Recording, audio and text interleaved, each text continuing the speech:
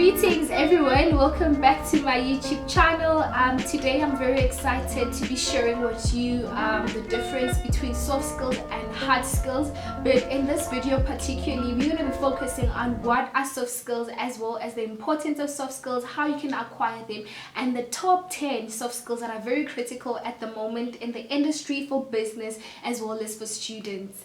So defining what soft skills are. Soft skills are the combination of communication skills that have to do with personality traits, character, as well as social skills, and including your emotional intelligence, decision making, and also demonstrating leadership. And these are the skills that you acquire in informal places or informal ways, and these are skills that help to close in the gap when you merge in with the hard skills. But in this video, as I've mentioned, we are going to be focusing on soft skills.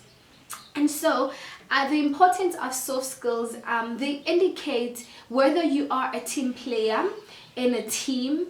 They indicate if you're a person who can evolve, a person who can adapt, a person who can change, a person who can play their part, without being told, and are you a person who can also fill in the gap or close in the gap. So with these are very important skills, very important skills. So I want to share with you the top 10 soft skills that are very critical at the moment. Number one has to be communication skills. Communication skills are very important. There are people who struggle to communicate. There are people who are able to communicate, who are very expressive, because we are different as people. And please note that with skills, you can always learn skills, you can always upgrade, you can always improve. So it's not like if you don't have this kind of skills, then it's the end of the world. No, you can definitely improve yourself. But I'm going to mention the top 10 skills that are very important. So number one, communication. Communication skills are very important because they help you to express yourself. They help you to deliver information that you need to deliver. You are able to storytell whatever industry that you could be in, or company you might be working for or aspire to be in. It is very important that you are able to communicate. And communication also involves you being also a good listener. You cannot be a good communicator if you are not a good listener, because you need to be able to listen to others, you need to be able to communicate. This also involves public speaking. Public speaking, it's one of the things that people have a problem with because of stage fright. People, they're not used being in front of people or talking in front of people. But I want to let you know that it's very important that you exercise public speaking, you exercise being able to talk in front of people, because it is one of the critical skills, and that will enable you to reach places that you want to reach in, or industries. This has to do with pitching, this has to do with presentation, this has to do with wanting people to hear what you have to say. This has to do with advocacy. If you cannot speak in front of people, then your goals or your dreams or what you want to achieve will definitely be limited. How you can practice that, my way, or what I used, was the mirror. And another thing that I also think it's very important, when you are sharing the truth, when you are prepared, and when you know what is it that you want to say, it reduces the nerves of speaking in front of people, because you are prepared and you know the truth that you're going to share.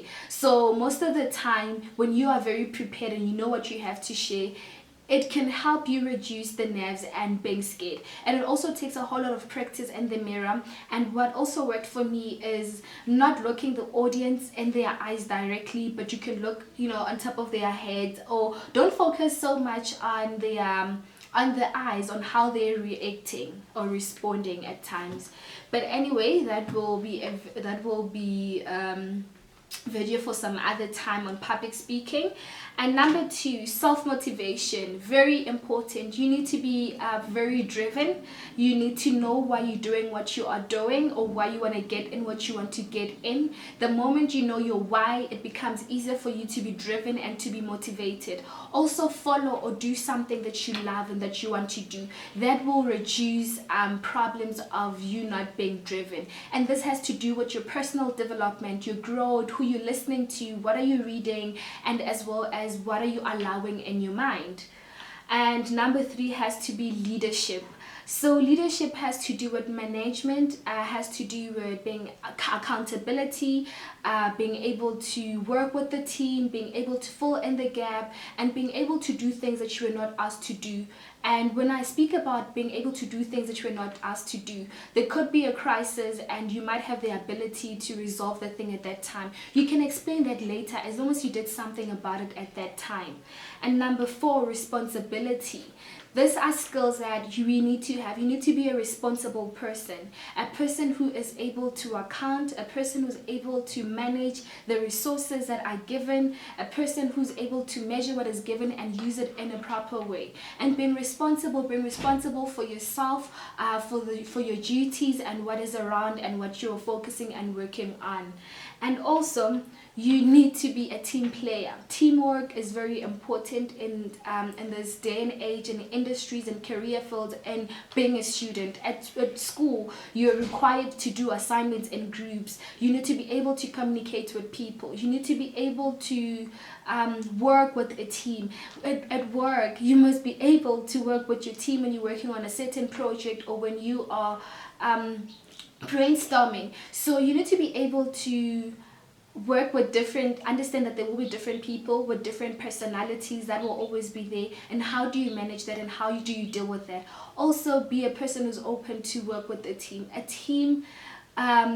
You always have to find yourself working with the team, and it might not always be easy, but make it work for you. Be there for the right reasons and communicate with respect, and just be a good person who's able to work with the team, because most of the time people struggle to work with teams and it becomes a problem. It becomes difficult for you to be employed. It becomes difficult for you to achieve certain things, because there's certain things that you cannot do alone, but you will definitely need a team, and the team must be there. And problem solving. You will need to be a kind of person that is able to think at their feet and come up with a solution. This reminds me when I was in a debate team in high school. I remember, a team would be there would be a proposing team and an opposition team. And sometimes you would find that, you want to crush the other team, because it was always about trying to show other people how well you are prepared and why your proposing is supposed to be considered, or why you should win. So you would have to think at your feet. You would have to think at that moment on how can I crush the other team? How can I quickly change around whatever? You need to be creative. You need to think at your feet, basically. That has to do with problem solving. And when there's a problem, always think of a solution so that things could be resolved better. And also, be a decisiveness. What decisiveness it is the ability to make decisions. You need to be able to make decisions and be firm with your decisions. There are people who struggle to make decisions, who will take a very long time to decide on this and that because they're not so sure. But be the kind of person who's able to make decisions and calculate the risks that come with those things, and you would know what is it that you might expect. So know the advantages and the disadvantages of the decision you are taking. And also, you got to be a person who's able to work under pressure. So this is one of the skills, the ability to work under pressure. I mean, there will always be hectic deadlines, whether at school, at work, what you're working on. Being able to work with the pressure of a deadline, it's something that we need to definitely master, because there will always be hectic deadlines to meet, and there will always be a lot of work sometimes or there and there. So we need to have that ability to handle pressure, to manage stress. And then number 9, you need to be flexible. Do not be a lazy person.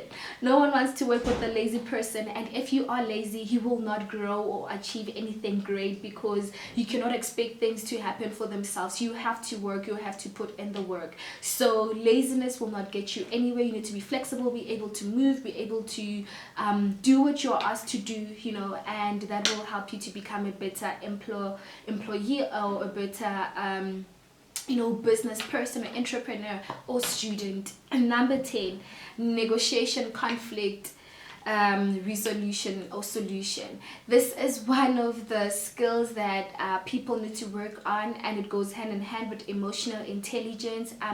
How do you resolve conflicts? How do you act? What is your response? What are your starting points? Because there could be two people with an objective to achieve one goal, but they have different ways to get to that one goal. How do you make it work? So it's very important that you also work on your conflict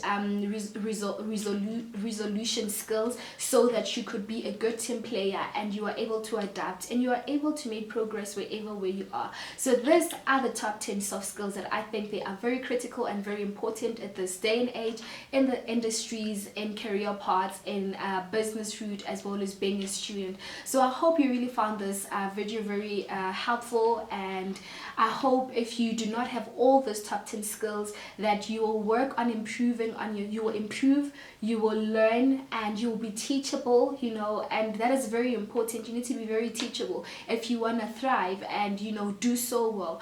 But it takes you working on yourself. Soft skills are very important, and you can always go through other YouTube videos, do a research on Google. You'll find out what are other more soft skills that could also be relevant to your field or to your industry. But all I can say is that as long as we are teachable, we'll be able to get where we want to be.